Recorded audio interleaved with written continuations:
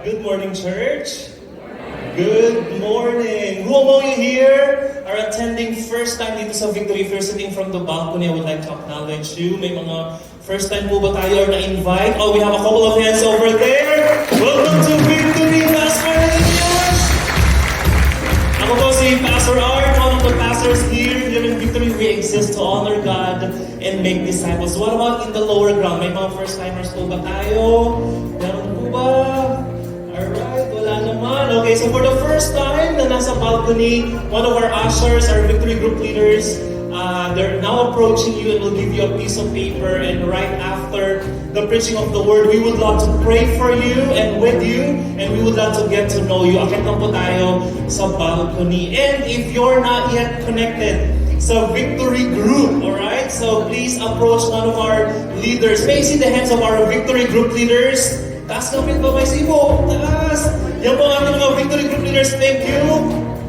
Please approach us if you would love to be connected. Of course, we're encouraging everyone to be connected. Welcome to our second service for Sunday. We are in our series break. Alright? Can you just say that? Series break.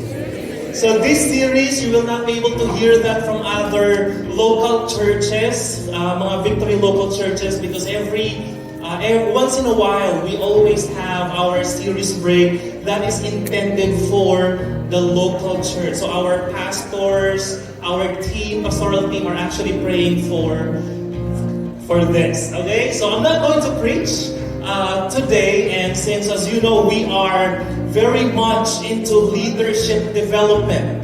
Okay, so we exist to honor God and make disciples. So for us to sustain this for the next 100 years, leadership development will never stop. This is our major role. Okay, so paano ba yun? We have our Victory Weekend, our Foundations class, and after Foundations class, we go to church community. What is your role as a church member? And after that, lagi kong naririnig yung one-to-one Victory Group. Now we have our Making Disciples class. And of course, we have Empowering Leaders class. So kung hindi kayo nakaka-relate doon, approach our Victory Group leaders, okay? And after Empowering Leaders class, we encourage everyone to honor God, make disciples, Victory Group, small group. This church is somehow big. Wala kaming direct relationship or connection with you unless you will approach us. But because of the help of our Victory Group leaders, they were able to help us and sustain us when it comes to small group and building relationship. After Empowering Leaders, napakahaba, no? We have our L113, that's leadership class for 10 months. Alright, so this is for our existing Victory Group leaders who will help us actually to minister. Those people who are standing here, the music team, lahat ng mga nasa stage, hopefully they were able to attend our L113. So today, we're able, for the sa biyaya ng Diyos, we're able to finish our batch 9 L113. Palpakan naman natin ng Lord! Batch 8, sorry, batch 8, okay? Batch 9 later, may orientation sila. And because of that, this is the product of our L113. The pastors are rejoicing. They will be graduating on December. So one of our preachers is actually our group, Victory Group leader. She is Teen, alright, si Christine Rivera, and she's married to Julius Rivera, yung host, yung service leader natin kanina. Alright, so graduate ba kayo? Siguraduhin nyo So they will be graduating on December 7. And I would love to honor this woman, this couple. I've met them, I think 6 or 7 years. 7 years ago, I was still a volunteer teacher way back in Kids Church. I've learned, and I would like to acknowledge the generosity of this woman, yung love niya sa word. Every time that we ask her to do something sa ministry, we will always see yung extra mile without expecting any return. Good job lang yan. Magpapakapi pa yan. Pero we have witnessed how the struggles, the storms in life, kung paano niya dinaanan yun, pero she chooses to trust in the Lord. So she's been serving here in Victory Tasma for 11 years. Wow, palakpakan mo natin. Isa kang alamat, Christine, okay? 11 years serving in admin, in creative. Iba-iba po ang mukha niya. Minsan may makikita niyo siya si Esther. Minsan isa po siyang prostitute sa stage. Minsan kung ano na po itsura niya. Pag-act lang ha, okay? Yung mga ganong role. Just to amplify the grace of the Lord. Pero one thing, Donna and I, we just really appreciate the commitment of this couple when it comes to advancing His kingdom. Masyado na maraming introduction. Okay na ba yun? Mag-press ka na ba? Let's welcome our L1 13 Basic graduate, Christine Rivera. Kinakabaw po yan. Let's support her. Maraming salamat po, Pastor, for that wonderful and cute introduction. So, good morning, church! Good morning! Yes, dapat na energy tayo. Ganon. And once again, I'm Christine Sico Rivera, one of your Victory Group leaders in Copol. So, kung wala pa po kayong Victory Group, lapit lang po kayo sa amin. And it's really always an honor to praise the Lord in sharing His Word today. Kahit po ako'y nangangatal, kailangan ko pong pigilan ang aking sarili. Okay. So allow me to introduce to you my family. Sadyang napadaan lang po kami sa palace. Ito po ang aking asawa, si Julius nga po, at meron po kaming 3 magigiting na anak na lalaki. So our topic or series for this week until next week is Walk. And this week we are going to talk about walking in love. And next week we are going to talk about walk in harmonious relationship. So bago yan, may tanong ako. Kayo ba, napapansin nyo ba habang naglalakad kayo ganyan? Napansin nyo ba kung paano kayo maglakad? How do you walk? Napansin nyo ba yun? Na-realize nyo ba yun? Mukha ba kang pagod? Puyat? Lagi ka bang nagmamadali? Hindi ka ba tumitingin sa kasalubong mo? So, maging aware tayo dyan minsan. And, ito pala, the way we walk says a lot, something about us. Oh! Ano ba naman paglakad? Oo. Meron po pala. At ganun din po pala sa Christian walk natin. And, okay, may I invite everyone to stand because we are going to give reverence and honor to the word of the Lord.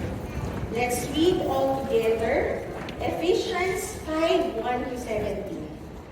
Therefore, be imitators of God as beloved children and walk in love as Christ loved us and gave Himself up for us, a fragrant offering and sacrifice to God. But sexual immorality and all impurity or covetousness must not even be named among you, as is proper among saints. Let there be no filthiness, nor foolish talk, nor crude joking, which are out of place, but instead let there be thanksgiving. For you may be sure of this, that everyone who is sexually immoral or impure or who is covetous, that is idolater, has no inheritance of the kingdom of Christ and God. Let no one deceive you with empty words, because of these things the wrath of God comes upon the sons of disobedience. Therefore do not become partners with them.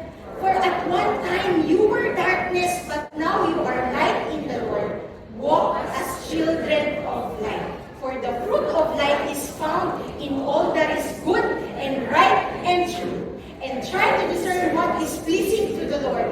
Take no part in the unfruitful works of darkness, but instead expose them. For it is shameful even to speak of the things that they do in secret.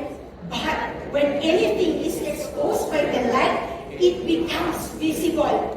For anything that becomes visible is light. Therefore it says, awake, O sleeper, and arise from the dead, and Christ will shine on you. Look carefully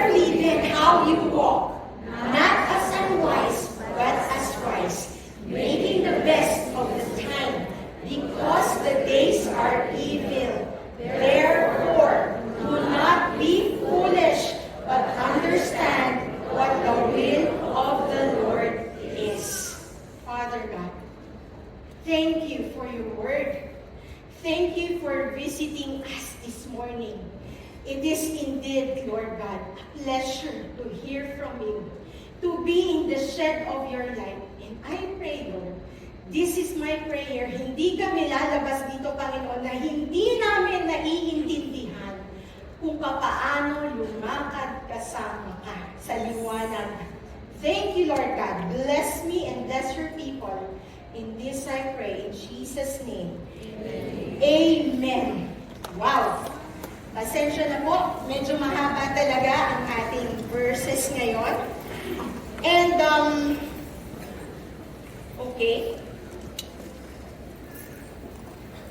Ayan, so to give a background po sa ating binasang letter sa Ephesians, ito po ang Ephesus. So ngayon po ay ruin na siya. Now it is Turkey. It is the largest and most impressive Asian cities in the world. And because many people flock here, daming tao, daming bisita, daming tourists, it became the center of trade and business. Kaso nga lang, also in power, also in fame, and nandun din ang mga sexual activities, alcohol, and among others. Also, ang Ephesians, mahilig silang manood ng theater. Mahilig pa kayo manood ng theater? Pagkatapos ba nito, mamaya may papanoorin kayo? So, yan ang ganyang kalaki. Alam niyo kasya dyan, 24,000 audience. Ganon siya. At kapag ikaw pala ang leader, kapag meron kang sinishape doon sa iyong nasasakaupan, gusto mo ipalabas sa theater kasi iyon ang culture shaping nila.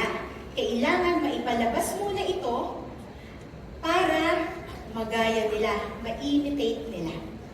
At dahil nga maraming prostitutes, samot-sari ang brothels and pubs. Sa atin, ito ay mga nightclub. Yan. At, sorry. And dito din ang maraming yun nga, gambling. Maraming prostitution. Andito ang mga slaves ng babae at lalaki na may nakalagay na kanilang nickname at price kung magkano ka. Kapag yun ang pinili mo, pasok sa cubicle mo. Familiar? Ganito ba yung nangyayari sa atin ngayon? Yes. Ganito po ang nangyayari sa atin ngayon. Another and last, the Temple of Artemis. Meron sila nito ngayon noon. Napakalaking temple at they worship the god of fertility, which is Diana. And the church, how they worship this god, this false god, they make sexual act in the temple.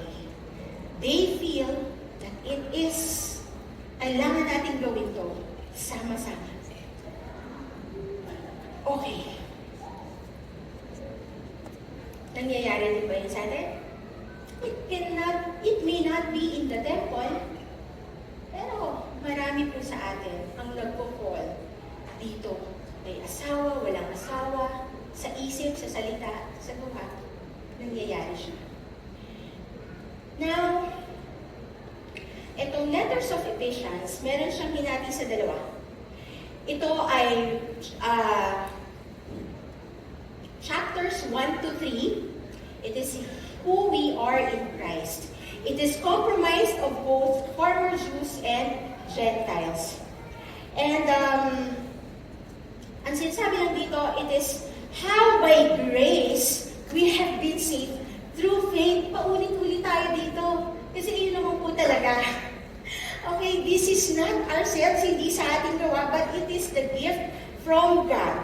And we receive this gift and it sinks to our hearts at doon tayo makakatagpo ng transformation because of the grace of God pa din.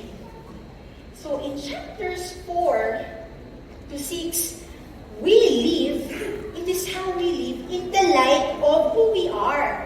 Now that we know that who we are, ito naman yung sinasabing mga practical ways kung paano ka mabubuhay. Okay? Ang sinasabi dito, dapat meron siyang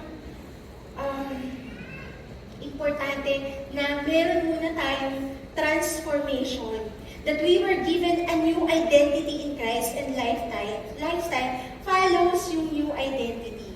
Hindi pwede tayong good works muna, saka tayo magkakaroon ng new identity. Hindi po pwedeng baliktad. Okay? The message of grace here is you are loved. You are forgiven. Yun po ang message doon. And walking in the worthy of the gospel that we have received. Okay? And next. Alright.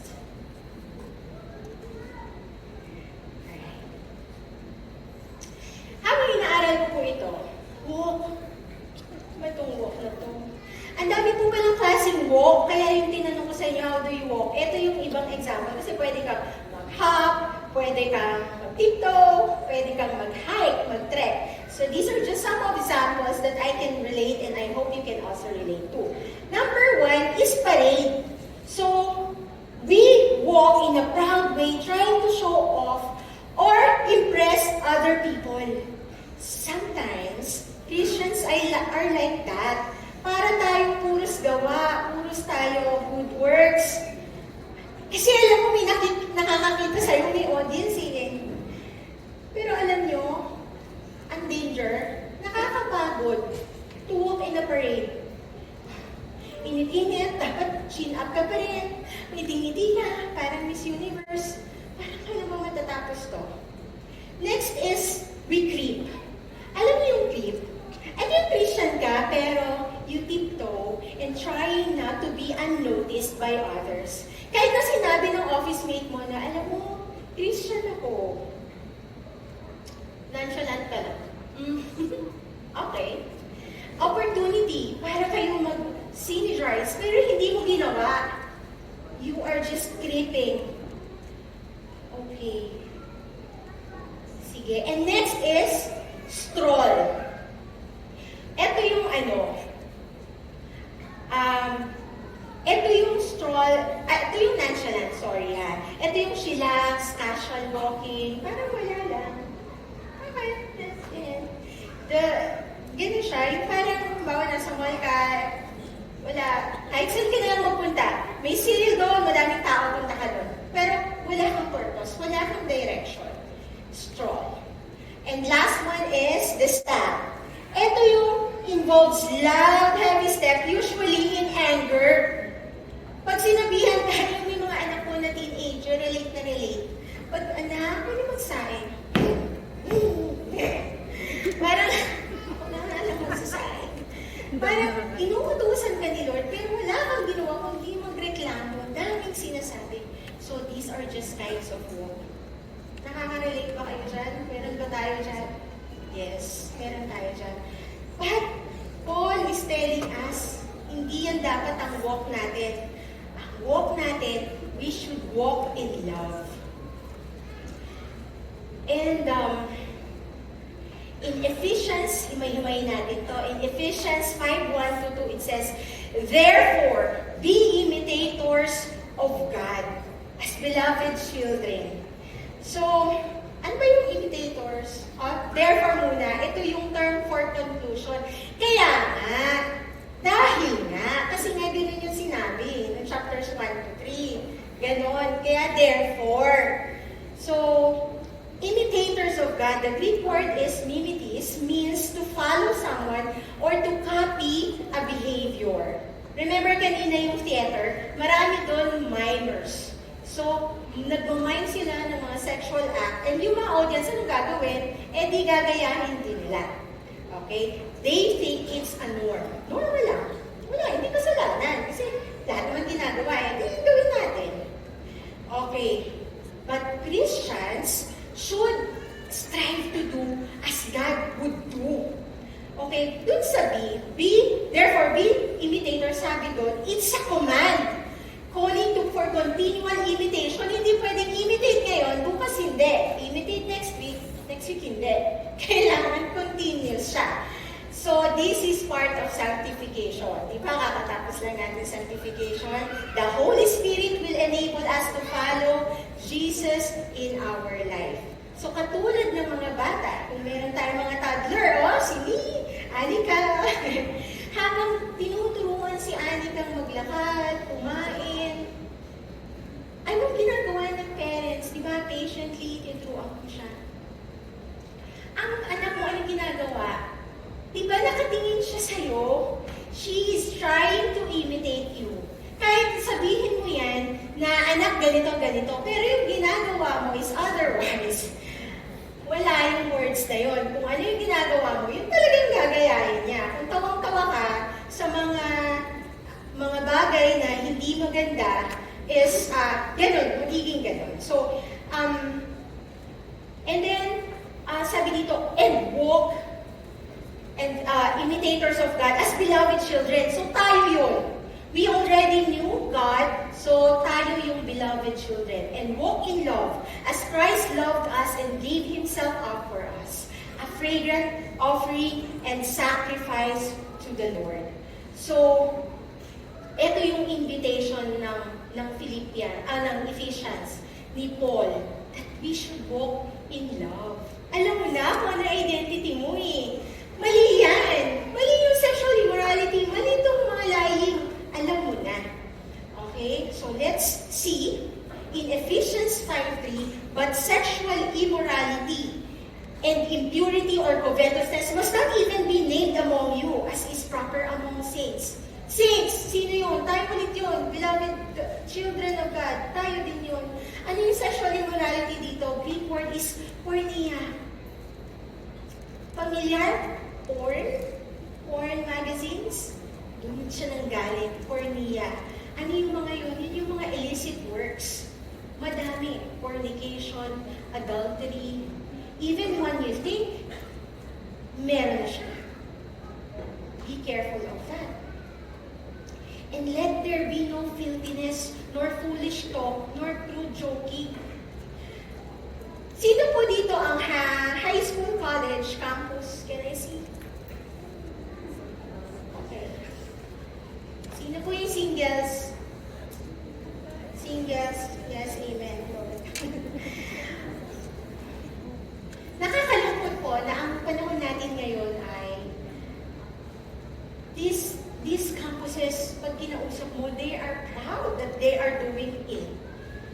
They are doing sex outside marriage and they are proud.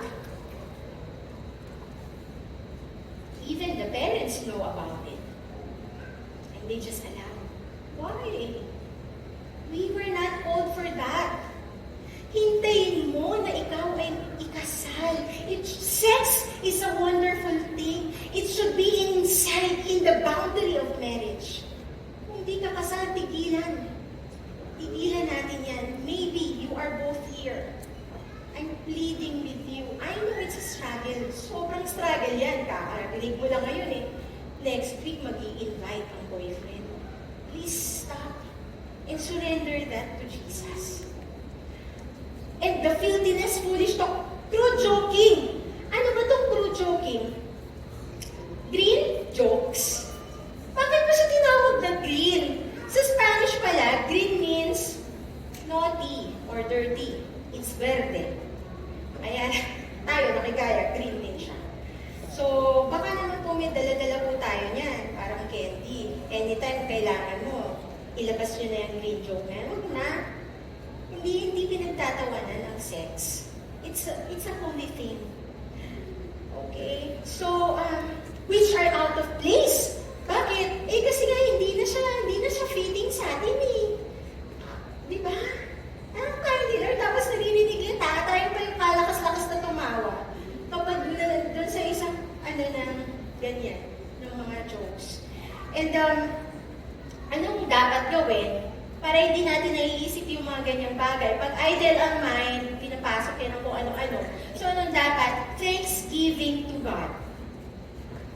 Humans have a voice to be positive and affirming, and we should choose that. Pag ginugulo ka na, parang gusto mo magbasa ng kung ano-ano, or in media, bigla, hindi mo naman pinupuntahan, bigla na lang lumalabas, ina-offer na sa'yo. Close mo agad, or, ano, hindi ko alam, paano. Basta, gawan nyo ng paraan. Para hindi kayo makakita ng mga bagay na manggugulo sa isip nyo. Thanksgiving, listen to praise and worship, devotion. Kahit one chapter a day, read God's word. And next is, for you may be sure of this, that everyone who is sexually immoral or impure or who is covetous, that is an idolater, has no inheritance of the kingdom of God. Darating ang panahon, we will all be judged. Huwag po sanang sasama ang loob mo kung ito ang magiging hatol, that we have no inheritance of the kingdom of God. This pertains the sexual immoral, impure. I'm pertaining for this continuous sinning. It is a habitual lifestyle. Kapag halimbawa, let's just say, lying, and you do that, talaga sobrang, Lord, sorry. But, ang grace ni Lord, andyan, He will forgive you. Pero huwag niyong abusuhin. Hindi pwede yung lying all the time. Okay? But we are talking about this sexually immoral. Guys, huwag niyo nang subukan. Huwag niyong gawin. Kasi, talagang ito ang kahihinatnan natin. God is just. Also, with love. So, in Ephesians 5:6, let no one deceive you with empty words. For because of these things, the wrath of God comes upon the sons of disobedience. Ano ba yung mga empty words? Empty words. Walang masama. Basta hindi ka magpapahuli. May asawa. Yun ba motto natin? I hope not, ha? Kahit anong galing yung magtago, hindi pa rin siya maganda. Sinasaktan natin ang sarili nyo, ang asawa nyo, at ang ibang tao. At higit sa lahat, sinasaktan natin si Lord. And ano pa? Tao lang ako, marupok ako eh. Moto nyo din ba yun? Huwag na yun. YOLO, you only live once. Gawin mo yan. Basta hindi ka nakakaapak na ibang tao kung saan ka masaya. Hindi yun ang mga words natin. Those are futile. Empty words, guys. For the wrath of God comes upon the sons of disobedience. So again, it is a continuous unrepented sins. Kailangan malaman, makilala natin na ito ay mali. Ito ay hindi dapat. Kaya stop. Tigilan na natin ang mga ganitong bagay. And in Ephesians 5:7-8, therefore, do not become partners with them. Ang sinabing partners dito, ayoko na yung mga friends ko, unfriend ko na lang sila, kasi hindi naman sila Christian, unfriend. Hindi ganon. Pag sinabing partner, it means a fellowship with them. And when you fellowship, it means you are sharing part of your life. And if, hanggang saan yung sharing mo? Hanggang saan yung partnership mo to these people who are in darkness? It should have boundaries. Yes, we love them. We pray for them, we care for them, pero dapat may boundaries tayo. Pag iniyaya ka na, at alam mo na niyaya ka na ng office mate mo afterwards sa inuman, boundary ka. Red flag na to. Wag. Punta ka na lang dun sa birthday na, sakto lang, walang inuman. Okay? And next is, for at one time you were darkness, but now you are light in the world. Lord, walk as children of light. Notice that, sabi dito, you were darkness. Hindi in darkness. Pero, tayo ang kasamaan. Tayo ang kadiliman. Tayo ang kasalanan. Ganon siya. Ganon katindi tayo noon. Ngayon, we are in the light of the Lord. In the Lord. Walk as children of light. Okay? And anong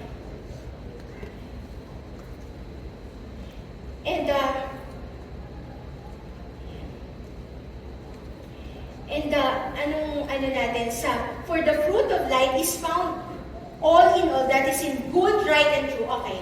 Ate Din, kasi ganito eh, natitempt na naman ako eh. Ito na naman, pumapasok na naman sa isip ko. Kaya yung boyfriend ko, tinatanong, 5 months na tayo, baka naman pwede na. Okay. Ito na. Is it good? Is it right? Is it true? Is it the will of God for you? Kapag may X, wag na. Okay? Madali. Kakaintindihan po tayo, wag na. Wait. You know when you wait, guys? When you wait, kahit hindi to, high school, college, kahit basta may asawa o single. When you wait, it is really awesome. And they are worthy of waiting. Talagang pasasalamatan mo sa Lord. Lord, thank you. Kasi tinulungan mo ako maghintay.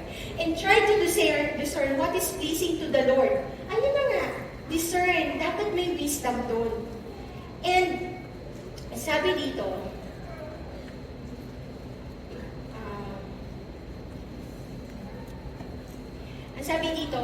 take no part in the unfruitful works of darkness, but instead, expose them. Ano yung meaning ng mga unfruitful works? Mga illicit behavior.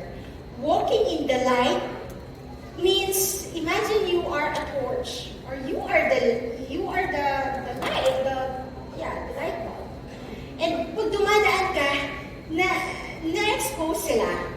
So, sabi ni Lord, huwag ka nang bumalik doon kasi doon ka na nagaling, kinuha na kita. Huwag ka naman sumiksik doon sa darkness. Ito ka na, light, sama-sama. Mas magliliwanag. Okay? So, ang meaning ng expose dito, when we expose, you are telling them na sa mga kaibigan mo, kapatid mo, magulang mo, office mate, mapapahama ka dyan. Kasi ang meaning ng darkness, sin, death. Lahat dyan, walang magandang maitutulad sa darkness. You have to stay in the light. Okay? And sabi dito sa Ephesians 5:12-13, for it is shameful even to speak of the things that they do in secret. I get it. Sexual immorality, it's really in secret. Meron ba dito? Ito yung ginagawa ko and I'm so proud of it. I have 3 girlfriends and I have a wife waiting for me at home. You are not proud. Alam ng nanay ko, nag-aaral ako eh. Pero nagkatiklas ako kasi may pupuntahan ka ng way. You are not proud of it. That's why we are hiding it, right? We are hiding it. Pero babalik ka ulit, Lord.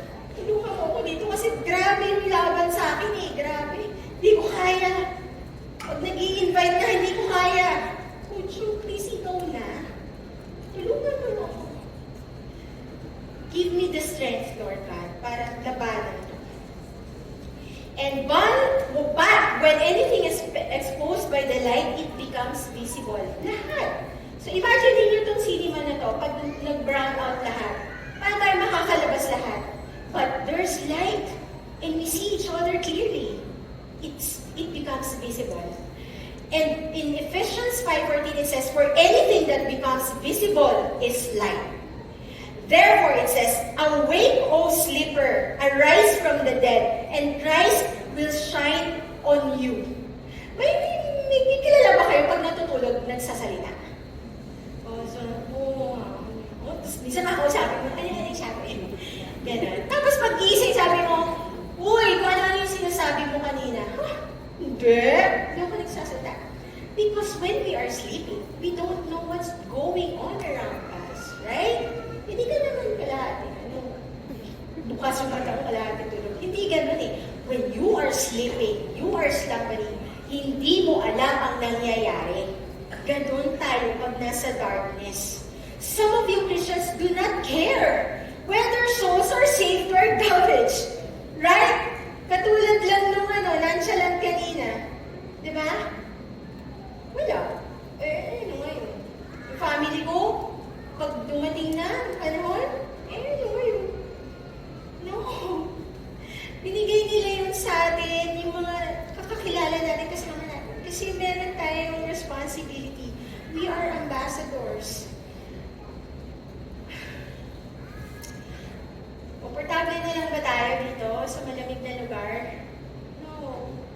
should bring that light outside the world. We should let them know that Jesus is the light. Huwag nang bahala na. Kaya sinasabi ni Paul, gumising ka! Awake, O sleeper!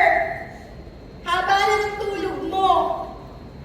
In Ephesians 5:17, look carefully then how you walk, not as unwise, but wise with light, making the best use of the time because the days are evil. Ang sabi dito, Paul has been showing the necessity of walking in the will of God. But now, sinasabi niya, carefully, lumakad ka ng mahusay. Yung nag-iisip. Hindi yung basta na lang kahit ano, sige, uso sige. Bakit kailangan sabihin ni Paul kaya yun? Because he recognized the possible even believers to be unwise. Kahit believers ka na, pwede talaga hindi ka mag-isip. Kasi ang ganda ng packaging ng kalaban Ang ganda. Panalo, parang may bonus. Pero sa totoo lang, talong-talo po tayo. Remember, Paul says in Romans, do not be conformed to this world. Huwag tayong magpamold sa world. Okay? Always be in the light. So it's too easy for us, for anyone living in this evil world or darkness, to come under the influence. Those influence. It means to conform, to be molded. So kanino tayo? Who are we going to be conformed with? Sa darkness or sa light? Ano yung solution? Hayaan natin ang Panginoon na magpa-transform tayo. This everyday walking with Jesus. It's not the parade. Christian ako Pero sa loob, wasak na wasak ka. Creeping ako, tinatago ko Iyang-hiya ako, Christian ako, baka sabihin OA ako. No. Ang walking pala, you hold hands with Jesus. You don't have to hurry. Yes. But while you walk, you learn from Jesus. You see how good He is. You see how loving, how forgiving Jesus. Yun yung walk, and you hold tight. Hindi kayo mag-iiwanan ni Jesus. And yun ang ginaguarantee ko sa inyo. So, meron yung maiiwan dito, the way someone walks is a reflection of how they live.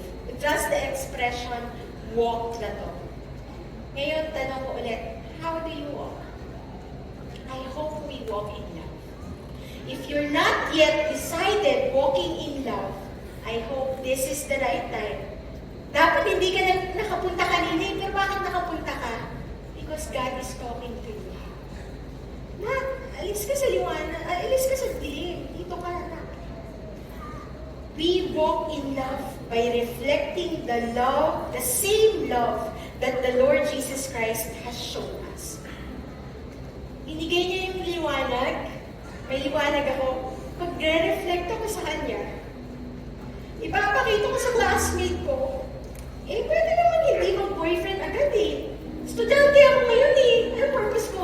Mag-aral, makatapos, magtrabaho, magkaroon ng maayos ng buhay. May asawa ka ngayon. You are tempted, di ka pinapansin sa bahay, lagi kayo away ng away. Meron ditong ang sweet. Hindi ba? O share tayo. Sige.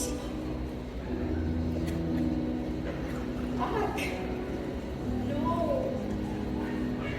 Lagi kayong improve. Huwag kayong magtago sa dilim. Guys, ang hirap sa dilim. Naranasan ko yan. And I don't want you talagang masadlang ka.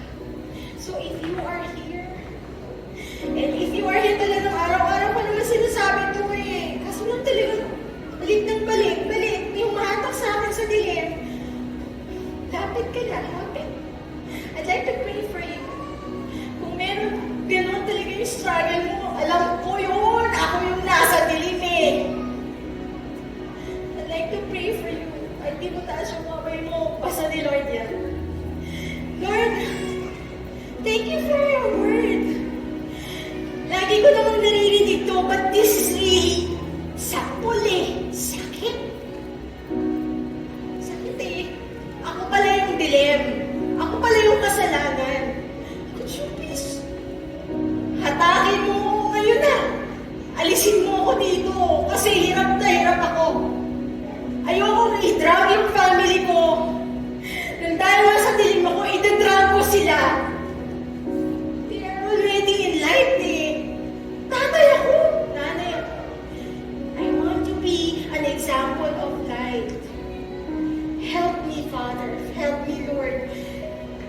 Give me the capacity, Lord God, to surrender everything to you.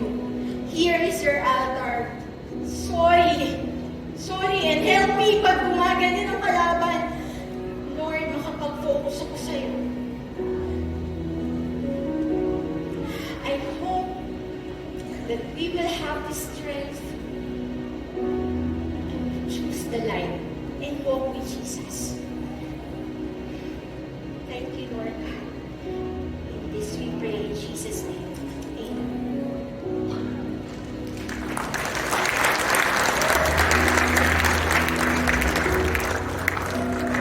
We invite everyone to stand to give glory to God.